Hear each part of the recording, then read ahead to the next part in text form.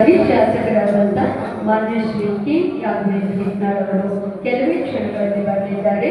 ಈ ಕಾರ್ಯಕ್ರಮದ ಘನ ಅಧ್ಯಕ್ಷತೆಯನ್ನು ವಹಿಸಿಕೊಳ್ಳಲಿದ್ದಾರೆ ಮಾಜಿ ಕಾರ್ಯದರ್ಶಿ ಕರ್ನಾಟಕ ವಿಧಾನಸಭೆ ಹಾಗೂ ರಾಜ್ಯ ಮುಖ್ಯ ಸಂಚಾಲಕರು ಅಹಿಂ ಚಳುವಳಿಯ ಶ್ರೀ ಎಸ್ ಮೂರ್ತಿ ಅವರು ಕೂಡ ಬರಲಿದ್ದಾರೆ.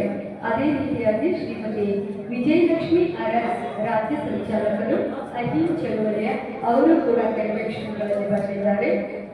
ಸಂಚಾಲಕರು ಅಹಿಂ ಚಳುವಳಿ ಶ್ರೀ ಯಮನಪ್ಪ ಬೆಳಗಲಿ ರಾಜ್ಯ ಸಂಚಾಲಕರು ಕೊಪ್ಪಳ ಜಿಲ್ಲಾ ಉಸ್ತುವಾರಿ ಅಹಿಂ ಚಳುವಳಿ ಇವರೆಲ್ಲರೂ ಕೂಡ ಕೆಲವೇ ಕ್ಷಣಗಳಲ್ಲಿ ಇಲ್ಲಿ ಹಾಜರಿದ್ದರೂ ಕೂಡ ವೇದಿಕೆಗೆ ಕೆಲವೇ ಕ್ಷಣಗಳಲ್ಲಿ ಬಂದಿದ್ದಾರೆ.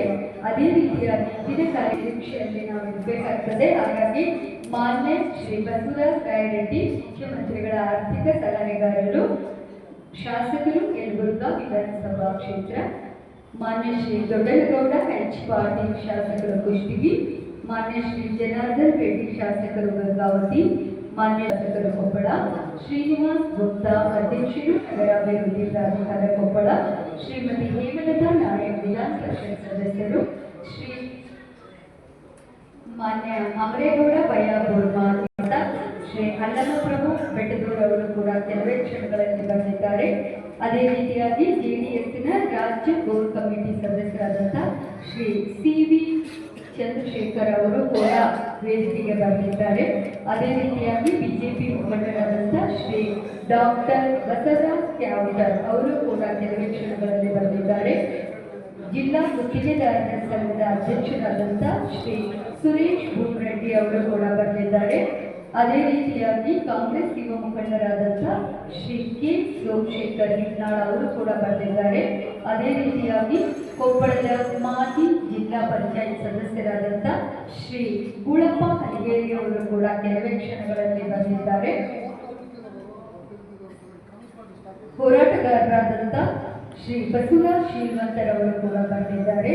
ಅದೇ ರೀತಿಯಾಗಿ ರಾಜ್ಯಾಧ್ಯಕ್ಷರು ಕರ್ನಾಟಕ ರೈತ ಸಂಘ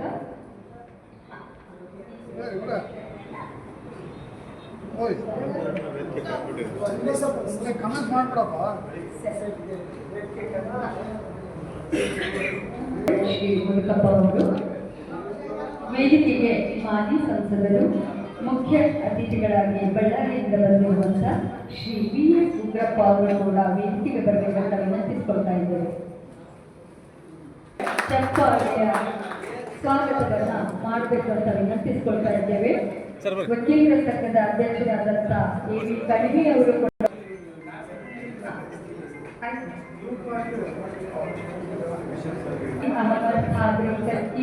ಕೂಡ ವೇದಿಕೆಗೆ ಬರಬೇಕಂತ ವಿನಂತಿಸಿಕೊಳ್ತಾ ಇದ್ದೇನೆ.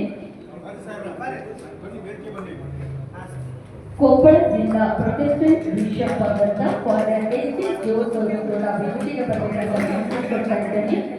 ಅದೇ ರೀತಿ ಗದಗಿನ ಶಂಕರಾನಂದ ಸ್ವಾಮಿಗಳು ಬಂದಿದ್ರೆ ವೇದಿಕೆಗೆ ಬರಬೇಕಂತ ವಿನಂತಿಸಿಕೊಳ್ತಾ ಇದ್ದೇನೆ. ಘನ ಅಧ್ಯಕ್ಷತೆಯನ್ನು ವಹಿಸಿಕೊಳ್ಳಲಿದ್ದಾರೆ ಶ್ರೀ ಎಸ್ ಮೂರ್ತಿ, ಮಾಜಿ ಕಾರ್ಯದರ್ಶಿ ಕರ್ನಾಟಕ ವಿಧಾನಸಭೆ ಹಾಗೂ ರಾಜ್ಯ ಮುಖ್ಯ ಸಂಚಾಲಕರು ಅಹಿಂ ಚಳುವಳಿ ಅವರು ಕೂಡ ಆಗಮಿಸಿದ್ದಾರೆ. ಅದೇ ರೀತಿಯಾಗಿ ರಾಜ್ಯ ಸಂಚಾಲಕರಾದಂಥ ಶ್ರೀಮತಿ ವಿಜಯಲಕ್ಷ್ಮಿ ಅರಸ್ ವೇದಿಕೆಗೆ ಬರಬೇಕಂತ ವಿನಂತಿಸಿಕೊಳ್ತಾ ಇದ್ದೇವೆ. ಅದೇ ರೀತಿಯಾಗಿ ರಾಜ್ಯ ಕಾರ್ಯದರ್ಶಿಗಳಾದಂಥ ಆರ್ ಸುರೇಶ್ ಅವರು ಕೂಡ ವೇದಿಕೆಗೆ ಬರಬೇಕು. ಶ್ರೀಮತಿ ಅಕ್ಷಯ ನಿಧಿ ರಾಜ್ಯ ಮಹಿಳಾ ಘಟಕದ ಮುಖ್ಯ ಸಂಚಾಲಕರು ವೇದಿಕೆಗೆ ಬರಬೇಕು ಅಂತ ವಿನಂತಿಸಿಕೊಳ್ತಾ ಇದ್ದೇವೆ. ಯಮನಪ್ಪ ಸಿದ್ದಾಪುರ ಬೆಳಗಲಿ ಕೊಪ್ಪಳ ಉಸ್ತುವಾರಿ ರಾಜ್ಯ ಸಂಚಾಲಕರು ಅವರು ಕೂಡ ವೇದಿಕೆ ಸುದರ್ಶನ್ ಸರ್ ವೇದಿಕೆಗೆ ಬರಬೇಕಂತ ವಿನಂತಿಸಿಕೊಳ್ತಾ ಇದ್ದೇವೆ.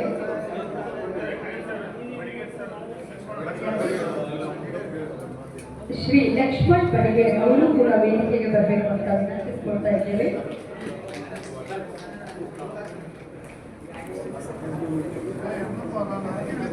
ಶ್ರೀ ಸಿರಾಜ್ ಮೌಲಾನಾ ಅವರು ಕೂಡ ವೇದಿಕೆಗೆ ಬರಬೇಕಂತ ವಿನಂತಿಸಿಕೊಳ್ತಾ ಇದ್ದೇವೆ. ವೇದ್ ಪಾಠಕ್ ಅವರು ಕೂಡ ವೇದಿಕೆಗೆ ಬರಬೇಕಂತ ವಿನಂತಿಸಿಕೊಳ್ತಾ ಇದ್ದೇವೆ.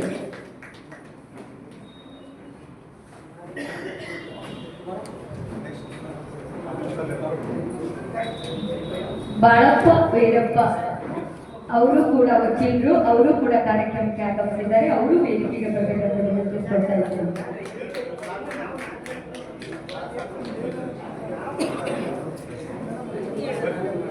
ಚನ್ನಬಸಪ್ಪ ಹೊಳಪನವರು, ಅವರು ಕೂಡ ವೇದಿಕೆಗೆ ಬರಬೇಕಂತ ವಿನಂತಿಸ್ಕೊಳ್ತಾ ಇದ್ದೇನೆ.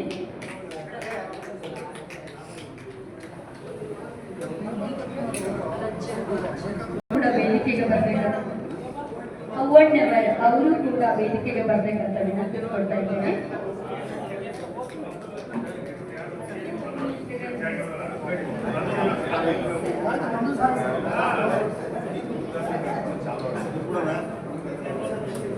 ಸಸಿಗೆ ನೀರು ಹಾಕುವುದರ ಮೂಲಕ ಉದ್ಘಾಟನೆಯನ್ನು ಮಾಡಿದ್ದಾರೆ. ವೇದಿಕೆಯಲ್ಲಿರುವಂತಹ ಎಲ್ಲ ಗಣ್ಯಮಾನ್ಯರು ಹಾಗೂ ಅಧ್ಯಕ್ಷರು, ಈ ಕಾರ್ಯಕ್ರಮದ ಅಧ್ಯಕ್ಷತೆಯನ್ನು ವಹಿಸಿಕೊಂಡಿರುವಂತಹ ಮುರುಗಪ್ಪ ಎಂ ಮನಿ ಹಾಗೂ ವೇದಿಕೆ ಮೇಲಿರುವಂತಹ ಎಲ್ಲ ಗಣ್ಯಮಾನ್ಯರು ಕೂಡ ಉದ್ಘಾಟನೆಯಲ್ಲಿ ಪಾಲ್ಗೊಳ್ಬೇಕಂತ ವಿನಂತಿಸಿಕೊಳ್ತಾ ಇದ್ದೇನೆ.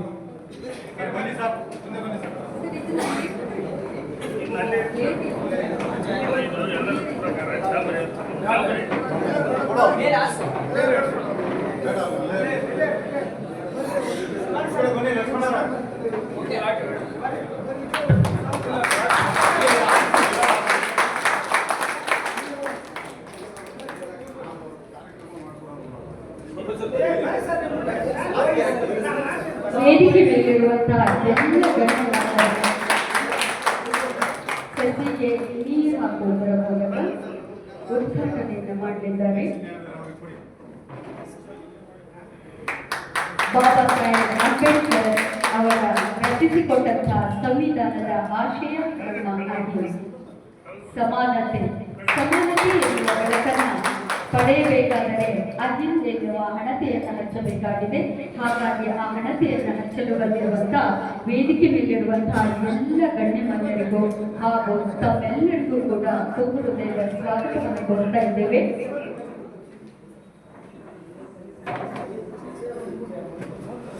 ಕಲ್ಲು ಸಕ್ಕರೆಯಾಗು ದೀನ ದುರ್ಬಲ ನಿಮಗೆ ಎಲ್ಲರೊಳಗೊಂದಾಗುವ ಹೊಸದಿಮ್ಮ, ಈ ಎಲ್ಲರೊಳಗೆ ಒಂದಾಗಲು ಈ ಅಹಿಂಸೆ ಕಟ್ಟಿದ್ದಾರೆ. ಹಾಗಾಗಿ ತಾವೆಲ್ಲರೂ ಸರ್ವ ಜನಾಂಗದ ಶಾಂತಿಯ ತೋಟದಲ್ಲಿರುವಂತಹ ಎಲ್ಲ ನಮ್ಮ ಅಹಿಂದ ಬಂಧುಗಳಿಗೆ ಕಾರ್ಯಕ್ರಮದ ಪರವಾಗಿ ಸ್ವಾಗತವನ್ನು ಕೋರ್ತಾ ಇದ್ದೇವೆ. ಕಾರುಣ್ಯ ಜ್ಯೋತಿ ಬುದ್ಧನನ್ನ, ಜಗಜ್ಯೋತಿ ಬಸವೇಶ್ವರರನ್ನ, ಸಮಾನತಾ ಜ್ಯೋತಿ ಬಾಬಾ ಸಾಹೇಬ್ ಅಂಬೇಡ್ಕರ್ ಅವರನ್ನ ಒಟ್ಟಾಗಿ ನೋಡುವ, ಕಾಣುವ ಸಂಘಟನೆಯೇ ಈ ನಮ್ಮ ಅಹಿಂದ್. ಹಾಗಾಗಿ ಇವತ್ತು ಅಹಿಂದ್ ಕೇವಲ ಒಂದು ಸಂಘಟನೆಯಲ್ಲ, ಇದು ಒಂದು ಬದುಕಿನ ಪಯಣ, ಇದು ಒಂದು ಮೌಲ್ಯ, ಇದು ಒಂದು ಆದರ್ಶ ಮತ್ತು ಇದು ಒಂದು ಸರ್ವಸ್ವ. ಹೀಗಾಗಿ ನಾವು ಅಹಿಂದನ್ನ ಕಟ್ಟಿರುವಂಥದ್ದು ಮಾನವೀಯ ಮೌಲ್ಯಗಳನ್ನು ಬಿತ್ತುತ್ತಾ ಇರುವುದಕ್ಕಾಗಿ ಇವತ್ತು ನಮ್ಮ ಕಾರ್ಯಕ್ರಮದ ಉದ್ದೇಶವೇ ನಮ್ಮ ಅಹಿಂದ ಅಂತ. ಹಾಗಾಗಿ ಕಾರ್ಯಕ್ರಮದ ಉದ್ಘಾಟನೆಯನ್ನು ಮಾಡಿದಂಥ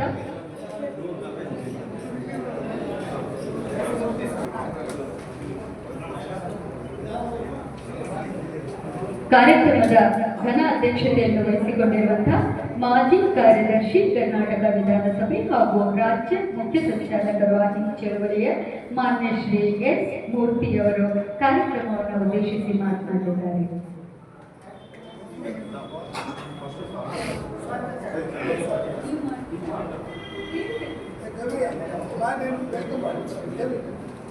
ಚನ್ನಬಸಪ್ಪ ಅಪ್ಪಣ್ಣವರು ಮಾಡಲಿದ್ದಾರೆ.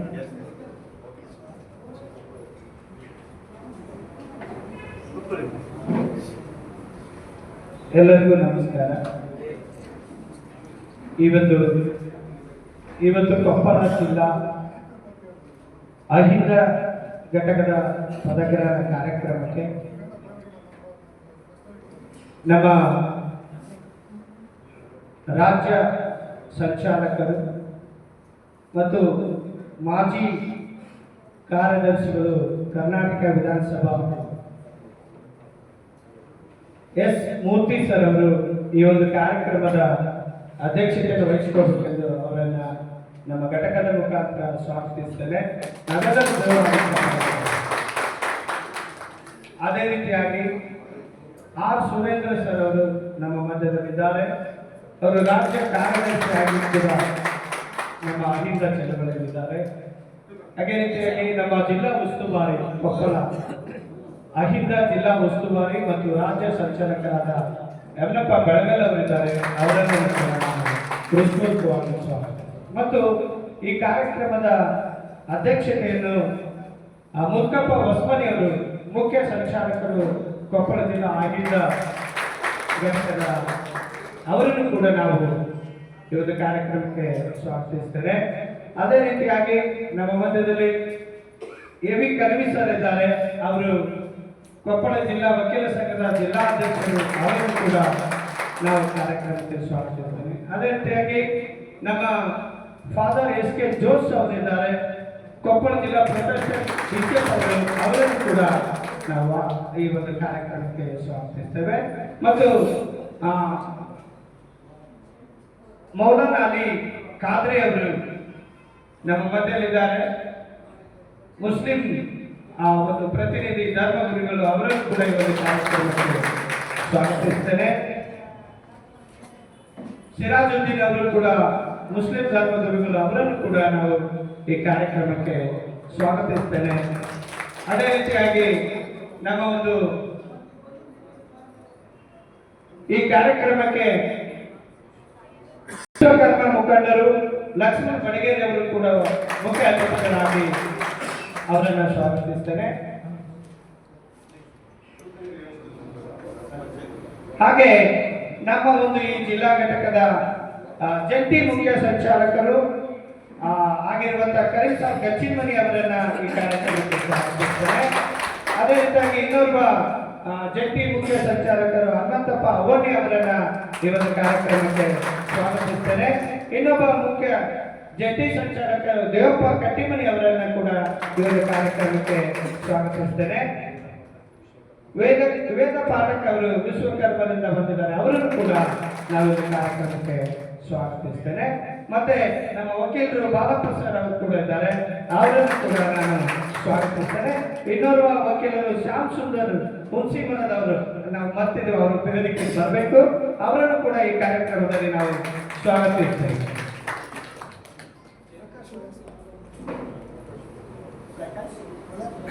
ಪ್ರಕಾಶ್ ಒಳೆಯಪ್ಪನವರು ಕೂಡ ಅತಿಥಿಗಳಾಗಿ ವೇದಿಕೆಗೆ ಬರಬೇಕು. ಅವರನ್ನು ಕೂಡ ನಾವು ಸ್ವಾಗತ.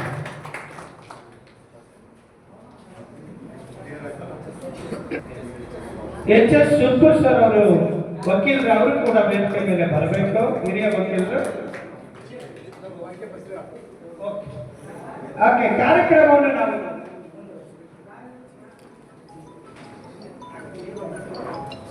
ಸುರೇಶ್ ವಕೀಲರು ಕೂಡ ಮುಂದೆ ಬರಬೇಕು. ಅವರು ಕೂಡ ವೇದಿಕೆ ಮೇಲೆ ಬರಬೇಕು. ಈ ಕಾರ್ಯಕ್ರಮವನ್ನ ನಾವು ಮುಂದೆ ವಹಿಸೋಣ. ಮೇಡಮ್ ಅವರು ಈ ಕಾರ್ಯಕ್ರಮವನ್ನು ಮುಂದೆ ಬರೆಸ್ತಾರೆ. ಮತ್ತು ಈ ಒಂದು ಕಾರ್ಯಕ್ರಮದಲ್ಲಿ ನಮ್ಮ ಎಲ್ಲ ಜಿಲ್ಲೆಯ ಎಲ್ಲ ಜಾತಿ ಹೆಚ್ಚು ಕಡಿಮೆ ನಮಗೆ 20 ರಿಂದ 25 ಜಾತಿಯನ್ನು ನಾವು ಮುಖ್ಯ ಸಂಚಾಲಕರಾಗಿ ಒಂದೊಂದು ಜಾತಿಯಿಂದ ಆಯ್ಕೆ ಮಾಡಿದ್ದೇವೆ. ಅವರನ್ನು ಕೂಡ ಅವರ ಹೆಸರುಗಳನ್ನು ನಾನು ಈ ಒಂದು ಸಂದರ್ಭದಲ್ಲಿ ಹೇಳೋದಕ್ಕೆ ಇಷ್ಟಪಡ್ತೇನೆ. ಯಾಕಂದ್ರೆ ಇವತ್ತು ನಾವು ಒಬ್ಬರಿಂದ ಈ ಸಂಘಟನೆ ಸಾಧ್ಯ ಇಲ್ಲ. ಇದು ಅಹಿಂದ ಆಗಿರೋದ್ರಿಂದ ಇದಕ್ಕೆ ಜಾತಿ ಮತ್ತು ಧರ್ಮಗಳ ವ್ಯತ್ಯಾಸಗಳಿರೋದಿಲ್ಲ. ಹಾಗಾಗಿ ನಾವೆಲ್ಲರೂ ಒಂದೇ ಆಗಿ ಅಹಿಂದ ಕಮಿಟಿಯನ್ನು ಕಟ್ತಾ ಇದ್ದೀವಿ. ಈ ಅಹಿಂದ ಕಮಿಟಿಗೆ ಜಿಲ್ಲಾ ಸಂಚಾಲಕರುಗಳಾಗಿ ನಾವು ಕೆಳಗಡೆ ಒಂದು ಕೆಲವೊಂದು ಹೆಸರುಗಳನ್ನ ಆಯ್ಕೆ ಮಾಡಿದ್ದೇವೆ. ಭೀಮಣ್ಣ ಭಜಂತ್ರಿ ಅವರು ಭಜಂತ್ರಿ ಒಂದು ಜಾತಿಯಿಂದ ಆಯ್ಕೆ ಮಾಡಿದ್ದೇವೆ. ರೇವಪ್ಪ ಬಾರ್ಕೇರ್ ಅವರು ಅಲ್ಲೇ ಎದ್ದು ನಿಲ್ಲುವಾಗ ನಾವು ಕಾಪಾಡ್ತಾರೆ. ದೇವಪ್ಪ ಬಾರ್ಕೇರ್ ಅವರು ಗಂಗಾ ಮಂತ್ರಸ್ಥರಿಂದ ಆಯ್ಕೆ ಮಾಡ್ತೇವೆ. ಅಶೋಕ್ ಗೋರಡ್ಗಿ ಅವರನ್ನ ನಾವು ನೇಕರ್ ಸಮುದಾಯದಿಂದ ಆಯ್ಕೆ ಮಾಡಿದ್ದೇವೆ. ದುರ್ಗಪ್ಪ ಕುಂಚಿಕೋರ್ ಅವರು ಕೊರಚ ಸಮಾಜದಿಂದ ಆಯ್ಕೆ ಮಾಡಿದ್ದೇವೆ. ಮತ್ತೆ ಗೌಶಿದಪ್ಪ ಅಡಪಾಲ್ ಅವರನ್ನ ಅಡಪಾಲ್ ಸಮುದಾಯದಿಂದ ಆಯ್ಕೆ ಮಾಡಿದ್ದೇವೆ. ಕಾಲಪ್ಪ ಗೊಂದೋಳಿ ಸಮುದಾಯದಿಂದ ಅವರನ್ನು ಆಯ್ಕೆ ಮಾಡಿದ್ದೇವೆ. ಮತ್ತು ರಾಮು ಮಾಲ ಸಮುದಾಯದಿಂದ ನಾವು ಆಯ್ಕೆ ಮಾಡಿದ್ದೇವೆ. ಅಲ್ಲಿ ಹಿಂದ್ಗಡೆ ಇದ್ದಾರೆ. ಹಾಗೆ ಸಮುದಾಯದಿಂದ ಆಯ್ಕೆ ಮಾಡಿದ್ದೇವೆ. ಮಲ್ಲಪ್ಪ ಮ್ಯಾದರ್ ಸಮುದಾಯದಿಂದ ಅವರನ್ನು ಆಯ್ಕೆ ಮಾಡಿದ್ದೇವೆ. ಕಾಸಿಂ ಎಸ್ ಹುಡುಗ ಜಂಗಮ ಅವರೆಲ್ಲರೂ ಎದ್ದು ನಿಲ್ಲಬೇಕು ಒಬ್ಬರಾಗಿ. ಇಲ್ಲದಿದ್ರೆ ನಾವು ಅವರನ್ನು ಸ್ವಾಗತಿಸ್ತೇವೆ. ಎಂ.ಡಿ. ಶೆಟ್ಟಿ ಗಾರ್ಮೆಂಟ್ಸ್ ಅವರನ್ನ ನಾವು ಸ್ವಾಗತಿಸ್ತೇವೆ. ಗಾಳಪ್ಪ ಉಪಾಧ್ಯಾಯ ಸಮಾಜದಿಂದ ಆಯ್ಕೆ ಮಾಡಿದ್ದೇವೆ. ಶಾಂತಪ್ಪ ಬೆಳವಲಿ ಅವರನ್ನ ಆಯ್ಕೆ ಮಾಡಿದ್ದೇವೆ. ಇಬ್ರಾಹಿಂ ಪಾಟೀಲ್ ಅವರನ್ನ ಆಯ್ಕೆ ಮಾಡಿದ್ದೇವೆ. ಹನುಮಂತಪ್ಪ ಟಿ ವಾಲ್ಮೀಕಿ ಆಯ್ಕೆ ಮಾಡಿದ್ದೇವೆ. ಮಲ್ಲೇಶ್ ಅಳವಳ್ಳಿ ಮೋಚಿ ಸಮುದಾಯದಿಂದ ಆಯ್ಕೆ ಮಾಡಿದ್ದೇವೆ. ರಾಮು ಪೂಜಾರ್ ಬೋವಿ ಸಮುದಾಯದಿಂದ ಆಯ್ಕೆ ಮಾಡಿದ್ದೇವೆ. ನಾಗರಾಜ್ ತುರ್ಕೋಡ್ ಯಾದವ್ ಸಮುದಾಯದಿಂದ ಆಯ್ಕೆ ಮಾಡಿದ್ದೇವೆ. ಜಂಗಮದಿಂದ ಆಯ್ಕೆ ಮಾಡಿದ್ದೇವೆ. ಫಕೀರಪ್ಪ ಹ್ಯಾಟಿ ವಾಲ್ಮೀಕಿ ಸಮುದಾಯದಿಂದ, ಪ್ರಶಾಂತ್ ಎಸ್ ದೇಸಾಯಿ ಅವರು ಜೈನ ಸಮುದಾಯದಿಂದ, ರಫಿ ಅವರು ಮುಸ್ಲಿಂ ಸಮುದಾಯದಿಂದ, ಡಿ.ಆರ್. ಪೀಟರ್ ಅವರು ಕ್ರೈಸ್ತ ಸಮುದಾಯದಿಂದ, ಎಂ ಡೇವಿಡ್ ಅವರು ಕ್ರೈಸ್ತ ಸಮುದಾಯ, ಪ್ರಸಾದ್ ಕುದುರೆಮೂರ್ತಿ ಅವರು ಕ್ರೈಸ್ತ ಸಮುದಾಯ, ಹನುಮಂತಪ್ಪ ಕಪ್ಲಿ ಅವರನ್ನ ನಾವು ನಾಯಕ ಸಮುದಾಯದಿಂದ, ತಿಪ್ಪೇಶ್ ನಾಯಕ್ ಅವರನ್ನು ಕೂಡ ನಾವು ಆಯ್ಕೆ ಮಾಡ್ತೇವೆ. ಇಸ್ರಾಯಲ್ ನಾಡ್ ಅವರನ್ನ ನಾವು ಈ ಜಿಲ್ಲಾ ಕಮಿಟಿಯಲ್ಲಿ ಜಿಲ್ಲಾ ಸಂಚಾಲಕರು ಮತ್ತು ಸಹ ಸಂಚಾಲಕರಾಗಿ ನಾವು ಹೆಚ್ಚು ಕಡಿಮೆ 30ರಿಂದ 35 ಜನರನ್ನ ನಾವು ಆಯ್ಕೆ ಮಾಡಿದ್ದೇವೆ. ಬರೋ ದಿನಗಳಲ್ಲಿ ಈ ಅಹಿಂದದಲ್ಲಿ ಇನ್ನು ಯಾವ ಜಾತಿನಾದರೂ ನಾವು ಬಿಟ್ಟಿದ್ರೆ ಅಥವಾ ನೀವು ವೈಯಕ್ತಿಕವಾಗಿ ನಾನು ಈ ಅಹಿಂದದ ಅಭಿಮಾನಿ, ನಾನು ಕೂಡ ಈ ಅಹಿಂದ ಸಂಘಟನೆಯಲ್ಲಿ ನಿಲ್ತೀನಿ ಅಂತ ಹೇಳೋದಾದ್ರೆ ಇವತ್ತೇ ಈ ಕಾರ್ಯಕ್ರಮ ಮುಗಿಸಿ ಹೋಗುವಾಗ ನಿಮ್ಮ ಹೆಸರನ್ನ ನಿಮ್ಮ ಫೋನ್ ನಂಬರ್ ಅನ್ನ ನಮಗೆ ಕೊಟ್ಟು ಹೋಗೋದಾದ್ರೆ ನಾವು ನಿಮ್ಮನ್ನ ಸಂಧಿಸ್ತೇವೆ, ನಿಮ್ಮನ್ನ ಸಂಪರ್ಕಿಸ್ತೇವೆ. ಈ ಸಂಘಟನೆಯಲ್ಲಿ ನಿಮ್ಮನ್ನು ಕೂಡ ನಮ್ಮ ಜೊತೆ ಸೇರಿಸಿಕೊಳ್ಳುವ ಮನೋಭಾವನೆ ಉಳ್ಳವರಾಗಿದ್ದೇವೆ. ಯಾಕೆಂದ್ರೆ ನಮ್ಮ ರಾಜ್ಯ ಸಂಚಾಲಕರು ಕೂಡ ಅದೇ ಮನೋಭಾವಗಳು. ಯೂತ್ಸ್ ಗಳನ್ನ ಬೆಳೆಸಬೇಕು, ಬಿಡಲ್ಪಟ್ಟಿರುವ ಜನಾಂಗರನ್ನು ಒಟ್ಟುಗೂಡಿಸಬೇಕು, ಯಾರಿಗೆ ನ್ಯಾಯ ದೊರಕ್ತಾ ಇಲ್ಲ ಅವ್ರ ಪರವಾಗಿ ನಾವು ನಿಲ್ಬೇಕಂತೇಳಿ ಒಳ್ಳೆ ಮನೋಭಾವವುಳ್ಳ ನಮಗೆ ಸಿಕ್ಕಿದ್ದಾರೆ. ಅವರ ಒಂದು ಘನ ಅಧ್ಯಕ್ಷತೆಯಲ್ಲಿ ಇವತ್ತಿನ ಕಾರ್ಯಕ್ರಮವನ್ನು ಮುಂದುವರಿಸೋಣ ಅಂತ ಹೇಳಿ ನಿರೂಪಣೆ ಮಾಡಿರುವ ಮೇಡಮ್ ಅವರಿಗೆ ಮುಂದಿನ ಸಮಯ ನಾವು ಮುಂದಿನ ಕಾರ್ಯಕ್ರಮವನ್ನ ಮುಜುಮ್ದಾರ್ ಮೇಡಮ್ ಅವ್ರನ್ನ ಸ್ವಾಗತ ಮಾಡ್ತಾ ಕಾರ್ಯಕ್ರಮವನ್ನು ಒಪ್ಪಿಸಿಕೊಂಡು ಈಗ ಕಾರ್ಯಕ್ರಮದ ಪ್ರಾಸ್ತಾವಿಕ ನುಡಿಯನ್ನು ನುಡಿಯಲಿದ್ದಾರೆ ಅಹಿಂದ ಚಳುವಳಿಯ ರಾಜ್ಯ ಮುಖ್ಯ ಸಂಚಾಲಕರಾದಂಥ ಸೃಜನಶೀಲ ಅಧಿಕಾರಿಗಳು, ಮಾಜಿ ಕಾರ್ಯದರ್ಶಿಗಳು, ಕರ್ನಾಟಕ ವಿಧಾನಸಭೆಯ ಮಾನ್ಯ ಶ್ರೀ ಎಸ್ ಮೂರ್ತಿಯವರಿಂದ ಪ್ರಾಸ್ತಾವಿಕ ನುಡಿ.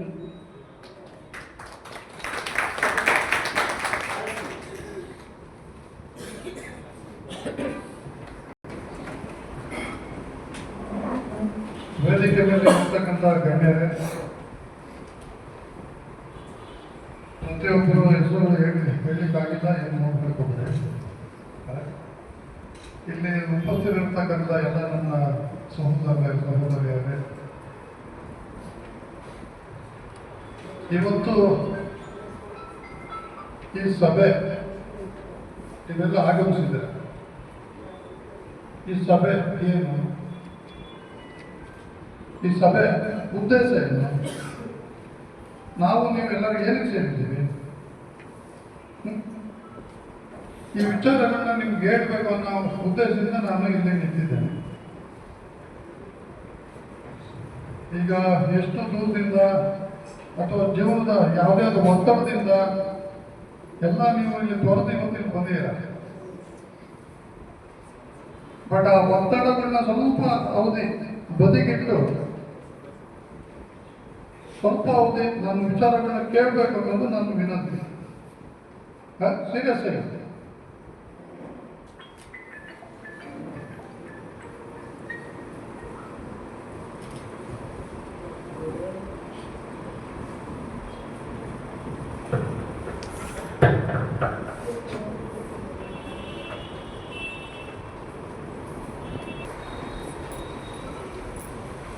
ಬಳ್ಳಾರಿ ಜಿಲ್ಲಾ ನಮ್ಮ ಅಹಿಂದ ಸಂಘಟನೆ ಪ್ರಮುಖರು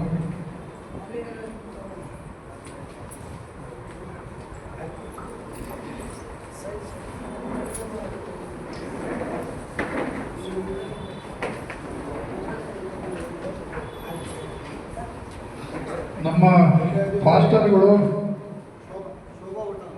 ಮತ್ತೆ ನಮ್ಮ ಧರ್ಮಗುರುಗಳು ಈ ಕಡೆ ಸ್ವಲ್ಪ ಅಟೆನ್ಷನ್ ನನ್ನ ರಿಕ್ವೆಸ್ಟ್ ನಿಮಗೆ ವೇದಿಕೆ ಮೇಲೆ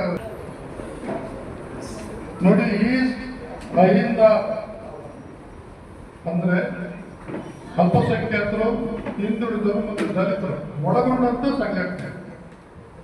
ಈ ಅಹಿಂದ ಸಂಘಟನೆ ಉದ್ದೇಶ ಏನು, ಗುರಿ ಏನು, ಈ ವಿಚಾರಗಳು ನಿಮ್ಮ ಮುಂದೆ ತಿಳಿಸ್ತೀನಿ. ಆ ಉದ್ದೇಶ ಗುರಿಗಳನ್ನ ತಿಳಿಸೋದಕ್ಕಿಂತ ಮುಂಚೆ ಪ್ರಸ್ತಾವಿಕವಾಗಿ ಒಂದು ಇನ್ನಷ್ಟು ವಿಚಾರಗಳನ್ನ ನಿಮ್ಮ ಜೊತೆ ಶೇರ್ ಮಾಡ್ಲಿಕ್ಕೆ ಅಪೇಕ್ಷೆ ಪಡ್ತೀನಿ. ಸ್ವಲ್ಪ ಸೀರಿಯಸ್ ಆಗಿ ಕೇಳಬೇಕು, ಇದು ನನ್ನ ವಿನಂತಿ. ನೋಡಿ, ಈ ದೇಶ ವಿವಿಧ ಧರ್ಮ, ವಿವಿಧ ಭಾಷೆ, ವಿವಿಧ ಜಾತಿ, ವಿವಿಧ ಸಂಸ್ಕೃತಿ,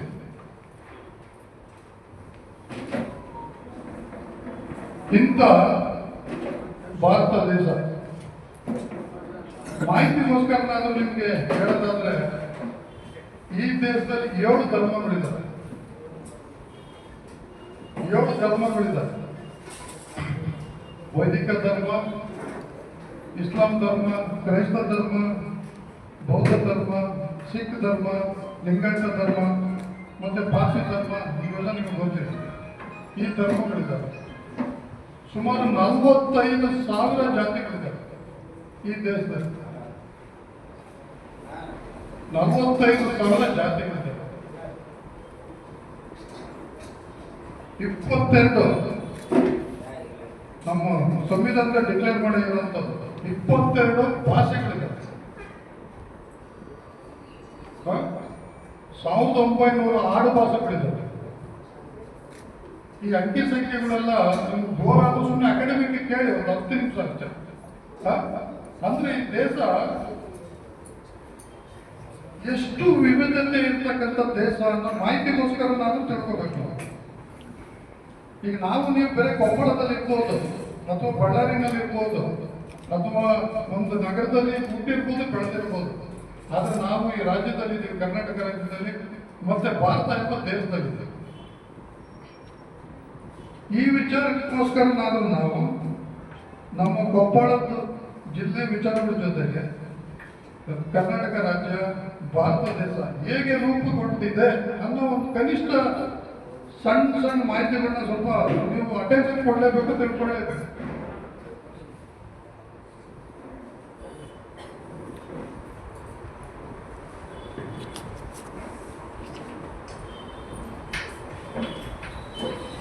ಈ ನಮೂನೆಯಾಗಿ ವಿವಿಧ ಧರ್ಮ, ವಿವಿಧ ಜಾತಿ, ವಿವಿಧ ಭಾಷೆ, ಈ ರೂಪದಲ್ಲಿ ರೂಪುಗೊಂಡಿರ್ತಕ್ಕಂಥ ನಮ್ಮ ದೇಶ.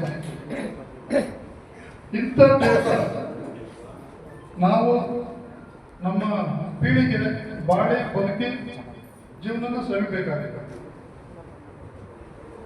ಈ ಹಾದಿ ಒಳಗಡೆ ಈ ದೇಶದಲ್ಲಿರ್ತಕ್ಕಂಥ ಅಥವಾ ಈ ರಾಜ್ಯದಲ್ಲಿರ್ತಕ್ಕಂಥ ನಮ್ಮ ಸ್ಥಿತಿಗತಿಗಳೇನು, ಇತರೆ ಧರ್ಮೀಯರ, ಇತರೆ ಜಾತಿಯವರ, ಇತರೆ ಭಾಷಿಕರ ಸ್ಥಿತಿಗತಿಗಳೇನು, ಇದನ್ನು ಕೂಡ ನಾವು ಒಂಚೂರು ಕನಿಷ್ಠ ಮಟ್ಟದ ವಿಚಾರಗಳನ್ನ ನಾವು ಶೇರ್ ಮಾಡಬೇಕು, ತಿಳ್ಕೋಬೇಕು. ಈ ಕಾರಣಕ್ಕೆ ನಿಮ್ ಗಮನಕ್ಕೆ ತರೋದಾದ್ರೆ ಒಂಚೂರು ಮೊಬೈಲ್ ಆಫ್ ಮಾಡ್ಬಿಡುತ್ತೆ. ನಾನು ಈ ಸಂಘಟನೆ ಉದ್ದೇಶ ಗುರಿ ಹೇಳೋಕ್ಕಿಂತ ಮುಂಚೆ ಸ್ವಲ್ಪ ವಿಚಾರಗಳನ್ನ, ಸ್ಥಿತಿಗತಿಗಳನ್ನ, ವಾಸ್ತವಗಳನ್ನ, ಅಂಕಿ ಸಂಖ್ಯೆಗಳನ್ನ ನಿಮ್ಮನ್ನು ತರಬೇಕನ್ನೋ ಉದ್ದೇಶದಿಂದ ಈ ವಿಚಾರಗಳನ್ನ ಹೇಳ್ತಾ ಇದ್ದೀನಿ ಸ್ನೇಹಿತರೆ. ಸೀರಿಯಸ್ ಕೇಳಿದ್ದೆ ನೋಡಿ, ಈ ರಾಜ್ಯದಲ್ಲಿ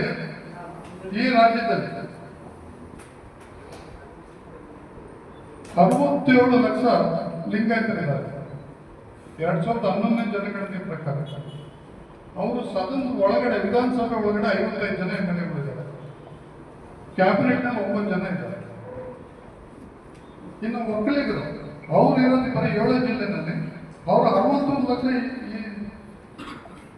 ಈ ರಾಜ್ಯದಲ್ಲಿ ಇದ್ದಾರೆ. ಆದರೆ ಅಸೆಂಬ್ಲಿ ಒಳಗಡೆ ಅವರು 49 ಜನ ಇದ್ದಾರೆ. ಕ್ಯಾಬಿನೆಟ್ನಲ್ಲಿ 7 ಜನ ಇದ್ದಾರೆ. ಧರ್ಮಗುರುಗಳೇ, ನೀವು ಮುಸಲ್ಮಾನರು ಈ ರಾಜ್ಯದಲ್ಲಿ 79 ಲಕ್ಷ ಅಧಿಕೃತವಾಗಿದ್ದೀರಾ, ಅನಧಿಕೃತವಾಗಿ 1 ಕೋಟಿ ಇದೆ. ಅನಧಿಕೃತವಾಗಿ 1 ಕೋಟಿ ಇದೆ. ಆದ್ರೆ ಈ ರಾಜ್ಯದಲ್ಲಿ ನೀವು ನಿಮಗೆ ರಾಜಕೀಯ ಶಕ್ತಿ ಇರುವಂಥದ್ದು ಬರೀ 9 ಜನ ಅಸೆಂಬ್ಲಿನಲ್ಲಿದ್ದಾರೆ. ಕ್ಯಾಬಿನೆಟ್ನಲ್ಲಿ 2 ಇದ್ದಾರೆ. ಕ್ರೈಸ್ತರು ಈ ರಾಜ್ಯದಲ್ಲಿ ಅಧಿಕೃತವಾಗಿ 11 ಲಕ್ಷ 2011 ಜನಗಣತಿ ಪ್ರಕಾರ. ಅವ್ರು ಹೇಳೋದು ನಾವು 30 ಲಕ್ಷ 40 ಲಕ್ಷ ಇದ್ದೀವಿ ಅಂತ ಹೇಳಿ. ಅದು ಧರ್ಮಗಳಿಗೆ. ಆದ್ರೆ ವಿಧಾನಸಭೆ ಒಳಗಡೆ ಒಬ್ಬರೇ ಇರೋದು, ಕ್ಯಾಬಿನೆಟ್ ಅಲ್ಲಿ ಒಬ್ಬರೇ ಇರೋದು. ಇವೆಲ್ಲ ಅಂಕಿ ಸಂಖ್ಯೆ ಯಾಕೆ ಹೇಳ್ತಾ ಇದ್ದೀನಿ ಅಂದ್ರೆ, ವಿವಿಧ ಧರ್ಮ, ವಿವಿಧ ಜಾತಿ ಇರ್ತಕ್ಕಂಥ ದೇಶ.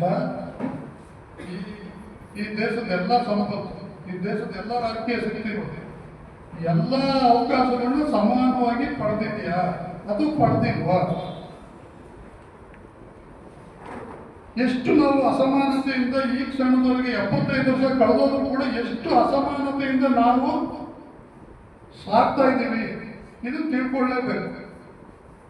ಈ ವಿಚಾರಕ್ಕೋಸ್ಕರ ನಾನು ಈ ಅಂಕಿ ಸಂಖ್ಯೆಗಳನ್ನ ಹೇಳ್ತಾ ಇದ್ದೆ. ಈಗ SC STಗಳಿಗೆ ರಿಸರ್ವೇಶನ್ ಇರೋ ಕಾರಣಕ್ಕೆ ವಿಧಾನಸಭೆ ಒಳಗಡೆ 36 ಜನ SCಗಳು, 18 ಜನ STಗಳು ಇದ್ದಾರೆ. ರಿಸರ್ವೇಶನ್ ಇರೋ ಕಾರಣಕ್ಕೆ ಅದೇನು ಇಲ್ಲ ಅಂತ ಇರ್ತಾ ಇದ್ದಾರೆ.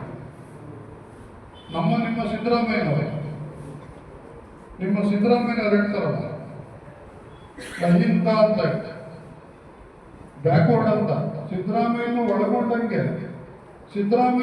ಒಳಗೊಂಡಂಗೆ ಅವ್ರ ಜನಸಂಖ್ಯೆ 2.36 ಕೋಟಿ ಅಂದ್ರೆ 2.5 ಕೋಟಿ ಅನ್ಕೊಳ್ಳಿ OBCದವರು ಜನಸಂಖ್ಯೆ. ಆದರೆ ವಿಧಾನಸಭೆ ಒಳಗಿರೋದು ಬರೀ 36 ಜನ OBC. ಒಕ್ಕಲಿಗರು, ಲಿಂಗಾಯತರು ಕಡಿಮೆ ಜನಸಂಖ್ಯೆ ಇದ್ರು ರಾಜಕೀಯವಾಗಿ ಬಲವಾಗಿದ್ದಾರೆ. ಸಿದ್ದರಾಮಯ್ಯನಂತ ನಾಯಕರಿದ್ದರೂ ಕೂಡ, ಉಗ್ರಪ್ಪನಂತ ನಾಯಕರಿದ್ದರೂ ಕೂಡ ಈ OBC ಸಮುದಾಯದಲ್ಲಿ ಇರ್ತಕ್ಕಂಥದ್ದು ರಾಜಕೀಯ ಶಕ್ತಿ ಬರೀ 36. ಅಂದ್ರೆ ನಾವು 75 ವರ್ಷ ಸಾಗಿ ಬಂದಿದ್ರು ಕೂಡ ನಾವು SC STಗಳು, ಮೈನಾರಿಟಿಗಳು ಮತ್ತೆ ತಳಮಟ್ಟದ OBCಗಳು ಈ ಕ್ಷಣದವರೆಗೆ ನಾವು ರಾಜಕೀಯ ಶಕ್ತಿ ಪಡೆದಿದ್ದೀವಿ. ಇದು ತರಬೇತಿ ಶಿಬಿರ ಅಲ್ಲ, ಗಂಟೆಗಟ್ಟಲೆ ಇದನ್ನೆಲ್ಲ ವಿಶ್ವವಾಗಿ ನಿಮ್ಗೆ ಹೇಳಲಿಕ್ಕೆ, ಅದನ್ನ ನಿಮ್ಗೆ ಬೋರ್ ಹಾಕಬಾರ್ದು, ಜೊತೆಗೆ ನಿಮ್ಗೆ ಮಾಹಿತಿನೂ ಕೊಡ್ಬೇಕು ಅನ್ನೋ ಉದ್ದೇಶದಿಂದ ಸರಳವಾಗಿ ಇಷ್ಟು ಮಾಹಿತಿ ಹೇಳಿದ್ದೀವಿ. ರಾಜಕೀಯ ಶಕ್ತಿ ಅಂದರೆ ಶೋಷಿತ ಸಮಾಜಗಳಿಗೆ, ಮೈನಾರಿಟಿಗಳಿಗೆ, ದಲಿತರಿಗೆ ಇಲ್ಲ, ರಾಜಕೀಯ ಶಕ್ತಿ ಇಲ್ಲ. ಇರೋದು ಕೆಲವು ಮೇಲ್ವರ್ಗದವರಿಗೆ. ಇವತ್ತು ಈ ರಾಜ್ಯದಲ್ಲಿ ಬರೀ 11 ಲಕ್ಷ ಇರೋದು ಬ್ರಾಹ್ಮಣರು. ವಿಧಾನಸಭೆ ಒಳಗಡೆ 14 ಜನ ಇದ್ದಾರೆ. ಲಿಂಗಾಯತರು 67 ಲಕ್ಷಕ್ಕೆ 56 ಜನ ಇದ್ದಾರೆ. ಒಕ್ಕಲಿಗರು 49 ಜನ ಇದ್ದಾರೆ. ಅಂದ್ರೆ ಮೇಲ್ವರ್ಗದವರು ಮತ್ತೆ ಫ್ಯೂಡಲಿಸ್ಟ್ಗಳು ಏನು ಈ ಭೂಮಿ ಮಾಲೀಕರುಗಳಿದ್ದಾರೆ, ಅವರು ರಾಜಕೀಯ ಶಕ್ತಿಯಲ್ಲಿ ರಾಜ್ಯದಲ್ಲಿ ಪಡೆದಿದ್ದಾರೆ. ಇನ್ನು ಮೈನಾರಿಟಿಗಳು ಮತ್ತೆ ಸಣ್ಣ ಪುಟ್ಟ OBCಗಳು ಈ ಕ್ಷಣದವರೆಗೆ ರಾಜಕೀಯ ಶಕ್ತಿನ ಪಡೆದಿದ್ದಾರೆ. ಮಾಹಿತಿಗೆ ಮುಂದುವರೆದು ನಿಮ್ಮ ಗಮನಕ್ಕೆ ತರುವಂಥದ್ದು ರಾಜಕೀಯ ಶಕ್ತಿ ಬದಿಗಿಡ. ಇನ್ನು ನಮ್ಗೆ ಉದ್ಯೋಗ ಶಕ್ತಿ ರಾಜ್ಯದಲ್ಲಿ ಎಷ್ಟಿದೆ ಅಂತ ಸುಮ್ಮನೆ ಮಾಹಿತಿಗೆ ಈ ರಾಷ್ಟ್ರದಲ್ಲಿ ಏನಿದೆ ಅಂತ ನಿಮಗೆ ಅಕಾಡೆಮಿಕ್ ಮೂಲ ಉದ್ದೇಶಕ್ಕೆ ಬರ್ತೀನಿ. ಅದಕ್ಕಿಂತ ಮುಂಚೆ ಅಂಕಿ ಸಂಖ್ಯೆಗಳು ನಿಮ್ಮ ಗಮನಕ್ಕೆ ಸ್ವಲ್ಪ ನೋಡಿ. ಈ ದೇಶದ ನಮ್ಮ ನರೇಂದ್ರ ಮೋದಿ ಪ್ರಧಾನಿ ಏನಿದ್ದಾರೆ, ಅವರು ಆಯ್ಕೆ ಆದ ನಂತರ ಹೈಕೋರ್ಟ್ ಎಷ್ಟು ನ್ಯಾಯಾಧೀಶರನ್ನ ನೇಮಕ ಮಾಡಿದೆ ಅಂತ ಹೇಳಿ ನಮ್ಮ DMK ಮೆಂಬರ್ ಸಂಸತ್ನಲ್ಲಿ ಪ್ರಶ್ನೆ ಮಾಡಿದ್ರೆ ಅದಕ್ಕೆ ಕೊಟ್ಟಿರೋ ಉತ್ತರ ರೀಸೆಂಟ್ ಡಾಕ್ಯುಮೆಂಟ್ಸ್ ನಿಮ್ಮ ಮುಂದೆ ಹೇಳ್ತಾ ಇದ್ದೆ. 661 ಹೈಕೋರ್ಟ್ ಜಡ್ಜಸ್ನ ನೇಮಕ ಮಾಡಿದ್ದಾರೆ ಮೋದಿ ಅವರು ಬಂದ ನಂತರ. 661ರಲ್ಲಿ SCಗಳು 21 ಜನ ಹೈಕೋರ್ಟ್ ಜಡ್ಜಸ್, STಗಳು 12 ಜನ, OBCನವರು 78 ಜನ, ಆದ್ರೆ ಬ್ರಾಹ್ಮಣರು 499 ಜನ. ಮೊಬೈಲ್ ಹಾಕೊಂಡು ಸ್ವಲ್ಪ ಸೀರಿಯಸ್ ಕೇಳಿ. 75 ವರ್ಷ ನಾವು ಸಾಗಿ ಬಂದಿದ್ರು ನಮ್ಮ ಶೋಷಿತ ಸಮಾಜಗಳದ್ದು ಸ್ಥಿತಿ ಗತಿಗಳು, ಅಂಕಿ ಸಂಖ್ಯೆಗಳು ಎಲ್ಲಿದ್ದಾವೆ ಅಂತ ತಿಳ್ಕೋಬೇಕಲ್ಲ. ಬೆಳಗ್ಗೆ ಅಂದ್ರೆ ರಾಜಕಾರಣಿ ಅಥವಾ ಯಾವುದೋ ರಾಜಕೀಯ ಪಕ್ಷಕ್ಕೆ ಜೈ ಅಂತ ಹೇಳ್ತೀರ. 75 ವರ್ಷ ನಿಮ್ ಕೂತಿದ್ರು ಅವ್ರಿಗೆಲ್ಲ ಹಂಗೆ ಜೈ ಅಂತಿದ್ದಾರೆ, ನಾವು ಅಂದಿದ್ದೀವಿ, ನೀವು ಅಂತ ಇದ್ದೀರ. ಆದ್ರೆ ಸ್ಥಿತಿಗತಿನದು ತಿಳ್ಕೋಬೇಕಲ್ಲ. ದಯಮಾಡಿ ಸೀರಿಯಸ್ ಕೇಳಿ. ಇನ್ನ ಕನಿಷ್ಠ 2015ರಿಂದ ಈಗ ರೀಸೆಂಟ್ ಅವಧಿವರೆಗೆ IAS ಈ ರಾಷ್ಟ್ರದಲ್ಲಿ ಸೆಲೆಕ್ಟ್ ಆಗಿರ್ತಕ್ಕಂಥದ್ದು 4365 ಜನ IAS, IPS, IRS. ಇದರೊಳಗಡೆ OBC-ನವರು 695 IAS, IPS ಆಗಿದ್ದಾರೆ, SC-ಗಳು 334, ST 166, ಬ್ರಾಹ್ಮಿನ್ಸ್ 3170. ಬ್ರಾಹ್ಮಿನ್ಸ್ ಎಷ್ಟು? 3170. ಧರ್ಮಗುರುಗಳು ಈ ಕಡೆ ಕೇಳಿ ಸೀರಿಯಸ್ ಆಗಿ. ಮೈನಾರಿಟಿ ಇಲ್ಲನೇ ಇಲ್ಲ ಇದರೊಳಗೆ. IAS, IPS, IRS ಅಲ್ಲಿ ಮೈನಾರಿಟಿ ಇಲ್ಲ, ಜಡ್ಜಸ್ ಅಲ್ಲಿ ಇಲ್ಲ.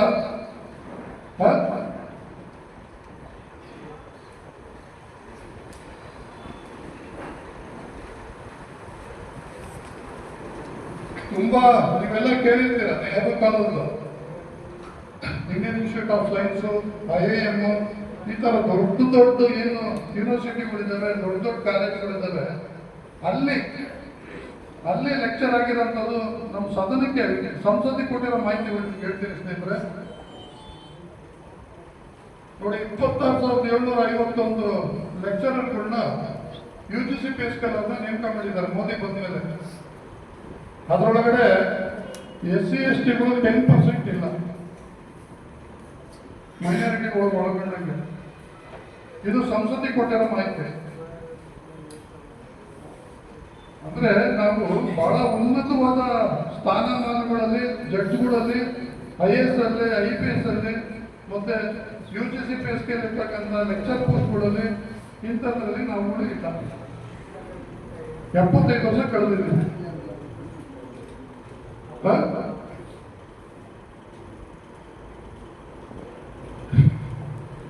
ಆದ್ರೆ ಸತ್ಯದ ವಿಚಾರ ಅಂದ್ರೆ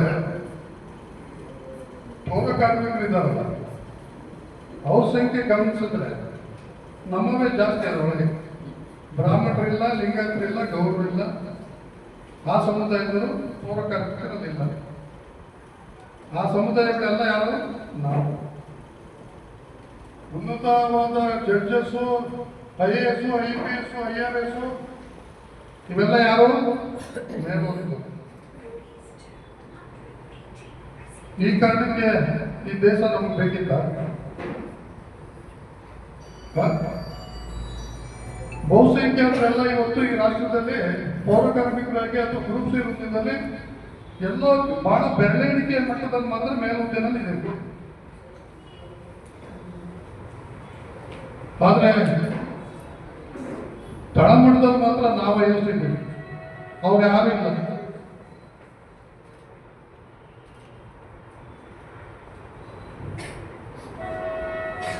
ಅಂತಾರಾಷ್ಟ್ರೀಯ ಒಂದು ಸಂಸ್ಥೆ ಈ ರಾಷ್ಟ್ರದಲ್ಲಿರ್ತಕ್ಕಂಥ ಬಡತನದ ಒಂದು ಸಮೀಕ್ಷೆ ಮಾಡಿರುವುದು, ವರದಿ ಪ್ರಕಟ ಮಾಡಿದೆ. 75 ವರ್ಷ ಕಳೆದು ಕೂಡ ನಮ್ಮಲ್ಲಿ ಬಡತನ ಪ್ರಮಾಣ 23.4 ಕೋಟಿ ಇದೆ. ಒಟ್ಟು 140 ಕೋಟಿ ಜನಸಂಖ್ಯೆಯಲ್ಲಿ 23.4 ಕೋಟಿ ಜನರು ಇವತ್ತು ಬಡತನ ರೇಖೆಗಿಂತ ಕೆಳಗಡೆ ಇದ್ದಾರೆ. ಮೂಲ ಊಟ ಮಾಡೋಕ್ಕೂ ಅವ್ರು ಇವತ್ತು ಆಹಾರ ಇಲ್ಲ. ಇದು ಅಂತಾರಾಷ್ಟ್ರೀಯ ಒಂದು ಸಂಸ್ಥೆ ಪ್ರಕಟ ಮಾಡಿರುವಂಥದ್ದು. ಅದೇ ಸಂಸ್ಥೆ 1% ಇರ್ತಕ್ಕಂಥ ಮೇಲೋರಿದ್ದವರು, 1% ಮೇಲೋರಿದ್ದವರು 62% ಇರ್ತಕ್ಕಂಥ ಆಸ್ತಿಗಳನ್ನ, ಅಧಿಕಾರಗಳನ್ನ ಕಬ್ಜಾ ಮಾಡಿದ್ದಾರೆ ಅನ್ನೋ ಮಾಹಿತಿ ಹೊರಗಿದೆ.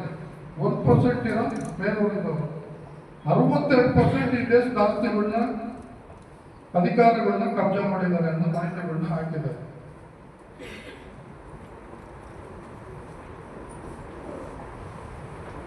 ಈ ಎಲ್ಲ ಮಾಹಿತಿಗಳು ನಿಮ್ಗಳಿಗೆ ಬೋರ್ ಆಗ್ಬೋದು. ಯಾಕೆ ಈ ಮಾಹಿತಿ ನಿಮ್ಗೆ ಗಮನಕ್ಕೆ ತರ್ತಾ ಇದ್ದೀನಿ ಅಂದ್ರೆ,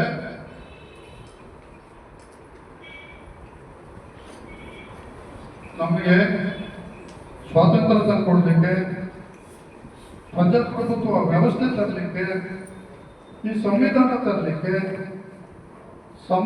ಸಮಾನತೆಗೋಸ್ಕರ ಅವಕಾಶಗಳನ್ನ ಕಲ್ಪಿಸಲಿಕ್ಕೆ ಮಹಾತ್ಮ ಗಾಂಧೀಜಿ ಇರ್ಬೋದು, ನೆಹರು ಇರ್ಬೋದು, ಅಂಬೇಡ್ಕರ್ ಇರ್ಬೋದು, ಈ ಥರ ಬಹಳಷ್ಟು ಮಹನೀಯರ ತ್ಯಾಗ ಬಲಿದಾನಗಳು ಇದ್ದಾವೆ. ಅವರೆಲ್ಲ ತ್ಯಾಗ ಬಲಿದಾನದ ಫಲ ಇವತ್ತು ನಾವು ಊಟ ಮಾಡ್ತಾ ಇದ್ದೀವಿ, ಮೂರೊತ್ತು ಊಟ ಮಾಡ್ತಾ ಇದ್ದೀವಿ, ಚೆನ್ನಾಗಿ ನಿದ್ದೆ ಮಾಡ್ತಾ ಇದ್ದೀವಿ. ಆದರೆ ಅವ್ರ ತತ್ವ ಸಿದ್ಧಾಂತಗಳು ವಿಚಾರಗಳನ್ನ ನಾವು ಮುಂದುವರಿಸ್ತಾ ಇದ್ದೀವಿ. ನೋಡಿ, ನೀವು ಲೈಬ್ರರಿ ಕೂತ್ಕೊಂಡು ಅಥವಾ ಯಾರನ್ನ ವಕೀಲರ ಹತ್ರ ಚರ್ಚೆ ಮಾಡಿಬೇಕಾದ್ರೆ ಯಾವುದೇ ದೇಶದ ಸಂವಿಧಾನ ನೀವು ಲೈಬ್ರರಿ ಕೂತ್ಕೊಂಡು ಓದಿದ್ರೆ ನಮ್ಮ ದೇಶದ ಸಂವಿಧಾನ ಇದೆಯಲ್ಲ, ಮೊದಲನೇ ಚಾಪ್ಟರ್ ಫಂಡಮೆಂಟಲ್ ರೈಟ್ಸ್ ಯಾರಿಗೆ ಈ ದೇಶದ ನಾಗರಿಕರಿಗೆ. ಪ್ರತಿ ನಾಗರಿಕ ನಿಮ್ಮ ಹಕ್ಕುಗಳೇನು, ಇದು ಮೊದಲನೇ ಚಾಪ್ಟರ್ ಈ ದೇಶದ ಸಂವಿಧಾನದಲ್ಲಿ.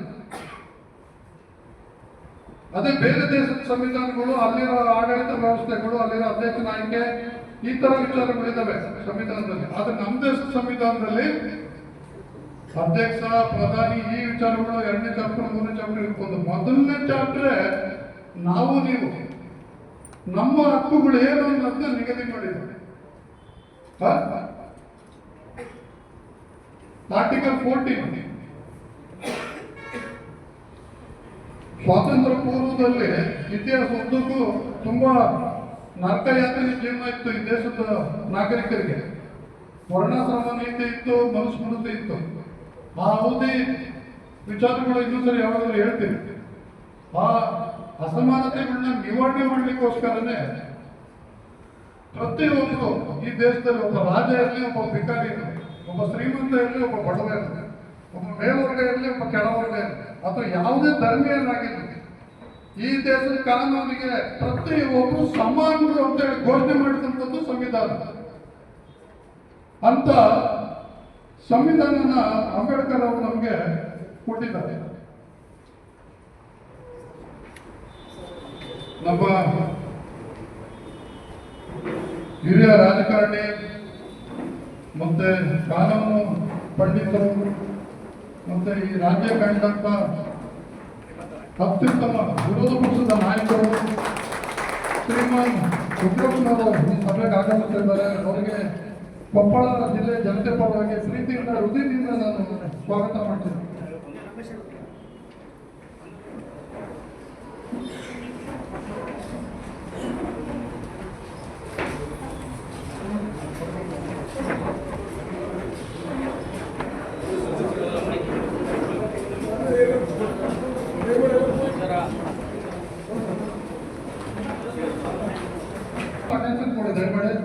ಸೀರಿಯಸ್ ಕೇಳಬೇಕು ಅಂತೇಳಿ ವಿನಂತಿ ಮಾಡ್ತೇನೆ. ವೇದಿಕೆ ಮೇಲೆ ಇರೋರಿಗೆ ಮತ್ತೆ ವೇದಿಕೆ ಮೇಲೆ ಮುಂದಿರ್ತಕ್ಕಂಥವ್ರಿಗೆ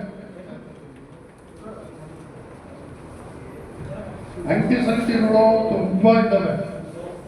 ಆಯ್ತಾ, ನೀವು ಕೇಳಲಿಕ್ಕೆ ಈ ಸಮಯ ಸಾಲಲ್ಲ.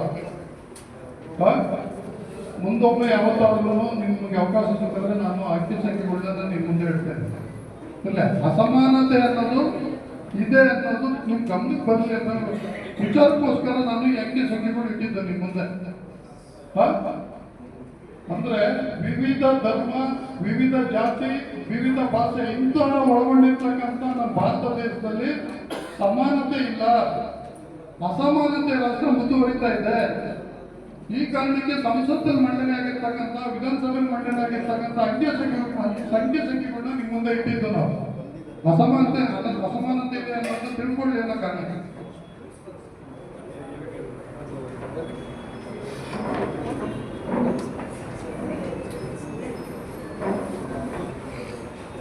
ಮುಂದುವರೆದು ಸ್ವಲ್ಪ ಕೇಳಿ. ಈಗ ಅಸಮಾನತೆ ವಿಚಾರ ಒಂದು ಸ್ವಲ್ಪ ಬದಿಗೆ ಬೆಳಿಗ್ಗೆ ಅಂದ್ರೆ ಈ ರಾಷ್ಟ್ರದಲ್ಲಿ ಇವಾಗ ಏನಾಗಿದೆ, ಹಿಂದೂ ಮುಸ್ಲಿಂ. ಬೆಳಿಗ್ಗೆ ಅಂದ್ರೆ ಹಿಂದೂ ಮುಸ್ಲಿಂ ರಾಜಕೀಯವಾಗಿ ಇದನ್ನ ಹೇಳ್ಕೊಂಡ್ರೆ ಇವತ್ತು ಒಂದು ಪಕ್ಷ ರಾಷ್ಟ್ರವ್ಯಾಪಿ ಬಹಳಷ್ಟು ರಾಜ್ಯಗಳಲ್ಲಿ ಮತ್ತು ಈ ಕೇಂದ್ರ ಸರ್ಕಾರದ ಆಡಳಿತದ ಚುಕ್ಕಾಣಿ ಹಿಡಿದಿದೆ. ಹೋಗ್ಲಿ, ಹಿಂದೂ ಮುಸ್ಲಿಂ ಯಾರ್ಯಾರು ಇವತ್ತು ಇಲ್ಲಿ ಮುಸ್ಲಿಂ ಇದ್ದಾರೆ ಅವರೆಲ್ಲರೂ ಕೂಡ ಮೂಲ ಭಾರತೀಯರು. ಇದನ್ನ ಬ್ರಿಟಿಷರ ಅವಧಿಯಲ್ಲಿ DNA ಚೆಕ್ ಕೂಡ ಮಾಡಲಾಗಿದೆ. ಈ ಅಂಶಕ್ಕೂ ಕೂಡ ವಿಚಾರಗಳನ್ನ ಬಂದಿರ್ತಾರೆ, ಯಾವ್ದಾರ ಗಮನಿಸ್ತಾರೆ. ಬಟ್ ಸ್ವಾತಂತ್ರ್ಯ ನಂತರ ಕ್ರಿಸ್ತಶಕ ಕಾಲದಲ್ಲೇ ಬಹುತೇಕ ಭಾರತೀಯರು ಇಲ್ಲಿ ಮುಸಲ್ಮಾನರಾಗಿ ಕನ್ವರ್ಟ್ ಆಗಿ ಇಲ್ಲಿ ಬದುಕ್ತಾ ಇದ್ದಾರೆ. ಬಟ್ ಅವರೆಲ್ಲರೂ ಮೂಲ ಭಾರತೀಯ. ಈ ವಿಚಾರಧಾರೆಗಳನ್ನ ತುಂಬಾ ಗಮನಿಸ್ತರಂತದ್ದಿದೆ, ಮುಂದಿನ ದಿನದಲ್ಲಿ ತಿಳಿಸ್ತೀನಿ ಸ್ನೇಹಿತರೆ. ಬಟ್ ಇಲ್ಲಿ ಧರ್ಮಗುರುಗಳು ವೇದಿಕೆ ಮೇಲೆ ಇರೋದ್ರಿಂದ ನೀವು ಗಮನಿಸ್ತರಂಥದ್ದು ಸ್ವಲ್ಪ ಅಟೆನ್ಷನ್ ಕೊಡಿ. ಈಗ ನೋಡಿ, ಈ ದೇಶದ ಸಂವಿಧಾನ ಆರ್ಟಿಕಲ್ 25 ನಲ್ಲಿ ಈ ದೇಶದ ಯಾವುದೇ ನಾಗರಿಕರು ಯಾವುದೇ ಧರ್ಮನ ಆಚರಣೆ ಮಾಡಬಹುದು, ಪ್ರಚಾರ ಮಾಡಬಹುದು. ಈ ದೇಶದ ನಾಗರಿಕರು ಯಾವುದೇ ಧರ್ಮನ ಆಚರಣೆ ಮಾಡಬಹುದು, ಪ್ರಚಾರ ಮಾಡಬಹುದು. ಇದು ಸಂವಿಧಾನ ಕೊಟ್ಟಿರ್ತಕ್ಕಂಥ ಹಕ್ಕು. ಕೇಳಿಸ್ಕೊಳ್ಳಿ. ಎರಡನೇದು, ಅದೇ ಆರ್ಟಿಕಲ್ 26 ಅಲ್ಲಿ ಈ ದೇಶದ ನಾಗರಿಕರು ಯಾವುದೇ ಧರ್ಮೀಯರು ಆಯಾ ಧರ್ಮೀಯರು ಅನುಗುಣವಾಗಿ ಸಂಘ ಸಂಸ್ಥೆಗಳು ಮಾಡ್ಕೊಳ್ಳಿಕ್ಕೆ ಅವಕಾಶ ಕೊಟ್ಟಿದೆ. ಆರ್ಟಿಕಲ್ 29 ಅಲ್ಲಿ 30 ಒಳಗಡೆ ಮತ್ತೆ 26 ಅಲ್ಲಿ ಸ್ನೇಹಿತರೆ. ಇನ್ನು 30 ಒಳಗಡೆ ಯಾವುದೇ ಧರ್ಮೀಯರು ನಿಮ್ಮ ಧರ್ಮದ ಅಥವಾ ನಿಮ್ಮ ಭಾಷೆಯ ಶೈಕ್ಷಣಿಕ ಸಂಸ್ಥೆಗಳನ್ನ ಸ್ಥಾಪನೆ ಮಾಡ್ಕೊಳ್ಳಿ ಕೂಡ ಅವಕಾಶ ಕೊಟ್ಟಿದೆ. ಇರ್ಲಿ, ಇಂಥ ಸಂವಿಧಾನದ ಅವಕಾಶಗಳನ್ನ ಹೇಳ್ತಾ ಹೋದ್ರೆ ಬಹಳಷ್ಟು ಇದೆ. ಎಲ್ಲಾ ಧರ್ಮೀಯರಿಗೆ ಎಲ್ಲ ವರ್ಗದವರಿಗೆ, ಶ್ರೀಮಂತ ಇರಲಿ ಬಡವ ಇರಲಿ, ಪ್ರತಿ ನಾಗರಿಕರಿಗೆ ಅವನ ರಕ್ಷಣೆಗೋಸ್ಕರ, ಅವನ ಕಲ್ಯಾಣಕ್ಕೋಸ್ಕರ, ಅವನ ಸವಲತ್ತುಗೋಸ್ಕರ ಬಹಳಷ್ಟು ಅವಕಾಶಗಳನ್ನ ಈ ಸಂವಿಧಾನ ನಿಮಗೆ ಕೊಟ್ಟಿದೆ.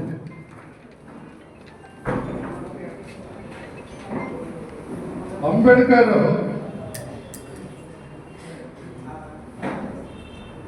ಆ ಸಂವಿಧಾನದ ಅನುಮೋದನೆ ಮಾಡಿದ ದಿವಸ ಕೊನೆಯ ಭಾಷಣ ಕಾನ್ಸ್ಟಿಟ್ಯೂಂಟ್ ಅಸೆಂಬ್ಲಿನಲ್ಲಿ ಮಾಡಿದಂತ ಕೊನೆಯ ಭಾಷಣದ ಒಂದು ಹೈಲೈಟ್ಸ್ ನ ದಯಮಾಡಿ ನೀವೆಲ್ಲರೂ ಸೀರಿಯಸ್ ಕೇಳಬೇಕು. ಹೇಳ್ತೀನಿ, ನಿಮಗೋಸ್ಕರ ನಾನು ಅವ್ರ ಭಾಷಣದ ಒಂದು ಭಾಗನೇ ತಗೊಂಡು ಬಂದೆ. ಒಂದು 2 ನಿಮಿಷದಲ್ಲಿ ಮುಗಿಸ್ತೇನೆ. ಸುಮ್ಮನೆ ಕೇಳಿದ್ದೆ ದಯಮಾಡಿ. ಅಂಬೇಡ್ಕರ್ ಮಾತು ಸಂವಿಧಾನ ವಿಚಾರದಲ್ಲಿ ಕೇಳಬೇಕು.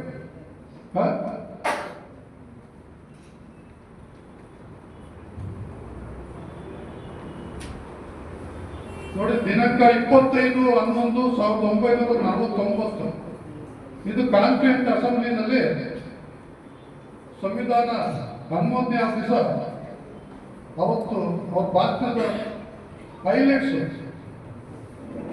ಅಂಬೇಡ್ಕರ್ ಮಾತು. ಸ್ವತಂತ್ರ ಭಾರತದಲ್ಲಿ ವೈರುಧ್ಯತೆ ಇದೆ, ಅಸಮಾನತೆ ಇದೆ.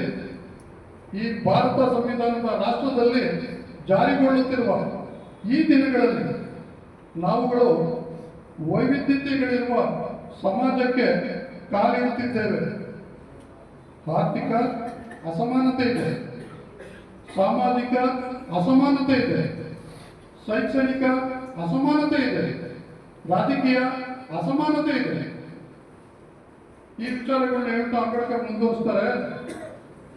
ನಾವು ಪಡೆದಿರುವ ಸ್ವಾತಂತ್ರ್ಯ ಯಶಸ್ವಿ ಆಗಬೇಕಾದರೆ, ಈ ಪ್ರಜಾಪ್ರಭುತ್ವ ಉಳಿಯಬೇಕಾದರೆ ನಾವು ಈಗಿರುವ ಅಸಮಾನತೆಯನ್ನು ತೊಲಗಿಸಲೇಬೇಕು.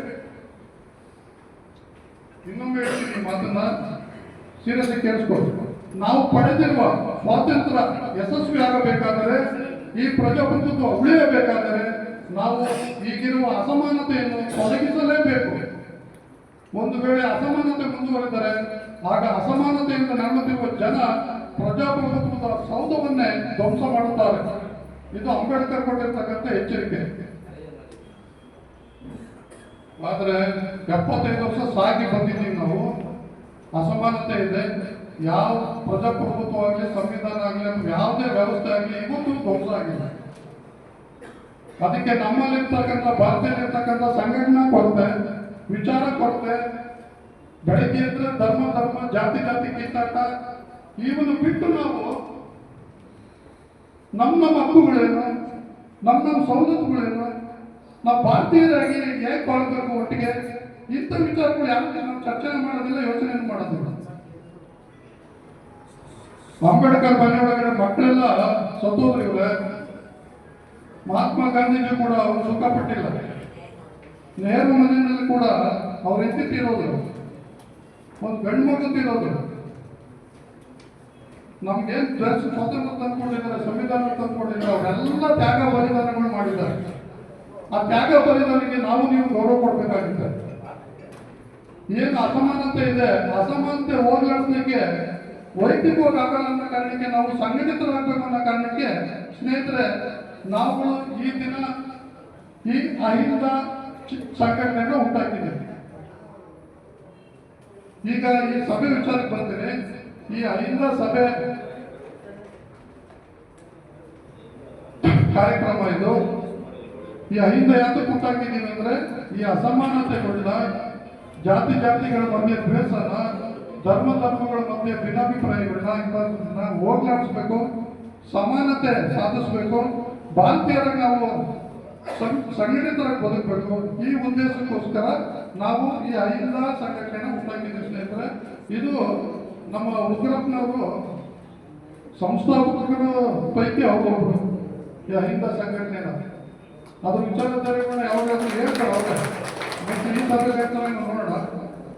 ಆದರೆ ಸಂಸ್ಥಾಪಕರವರು, ಆದರೆ ಈ ದೇಶದ ಸಂವಿಧಾನ, ಅಂಬೇಡ್ಕರ್ ವಿಚಾರಗಳು, ಮಹಾತ್ಮ ಗಾಂಧಿ ವಿಚಾರಗಳು, ನೆಹರು ವಿಚಾರಧಾರೆಗಳು, ಇವೆಲ್ಲ ಈ ವಿಚಾರಗಳನ್ನ ಮುಂದುವರಿಸಲಿಕ್ಕೋಸ್ಕರನೇ ನಾವು ಈ ಸಂಘಟನೆಯನ್ನು ಉಂಟಾಕಿದ್ದೀವಿ.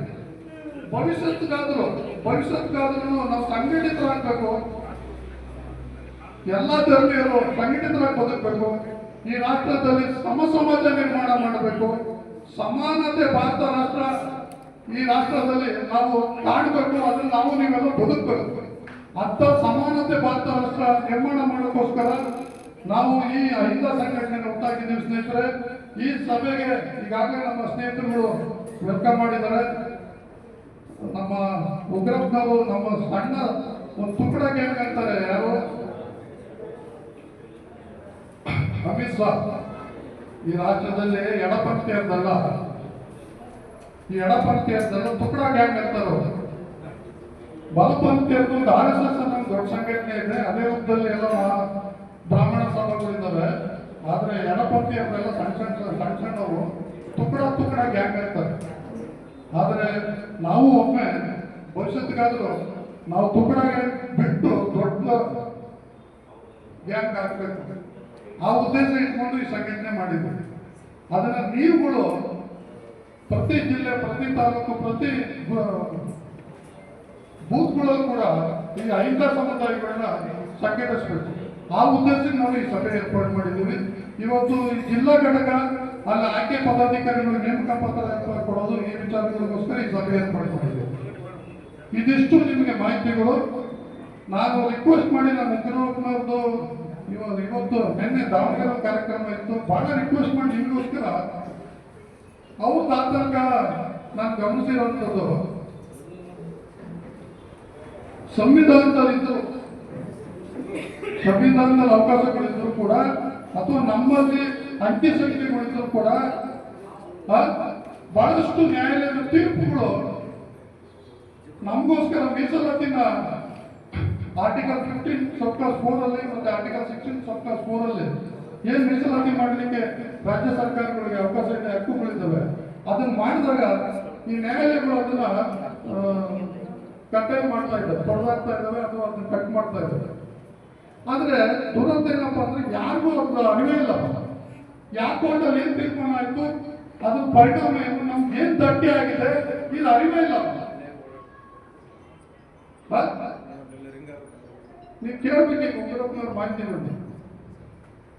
ನ್ಯಾಯಾಲಯಗಳಲ್ಲಿ ಆಗ್ತಕ್ಕಂಥ ತೀರ್ಪುಗಳು ನಮ್ಮ ವಿರುದ್ಧವಾಗಿದ್ದಾವೆ. ನಮ್ಮ ಸಂವಿಧಾನದ ಹಕ್ಕುಗಳನ್ನ ನಾವು ಸಮೂಹ ಪಡೀಲಿಕ್ಕೆ ಆಗ್ತಾ ಇಲ್ಲ.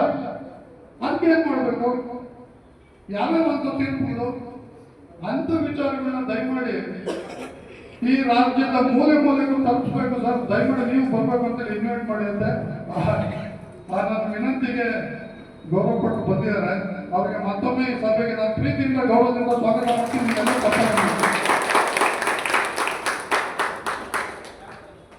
ಇದಿಷ್ಟು ನನ್ನ ಮಾಹಿತಿಗಳು.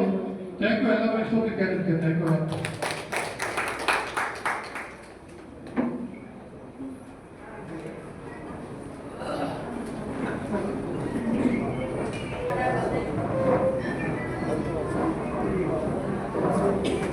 ಒಗ್ಗಟ್ಟಿನಲ್ಲಿ ಬಲವಿದೆ ಎಂದು ಹೇಳಿದ ಮೂರ್ತಿ ಸಾಹೇಬರಿಗೆ ವೇದಿಕೆ ಪರವಾಗಿ ಧನ್ಯವಾದಗಳು.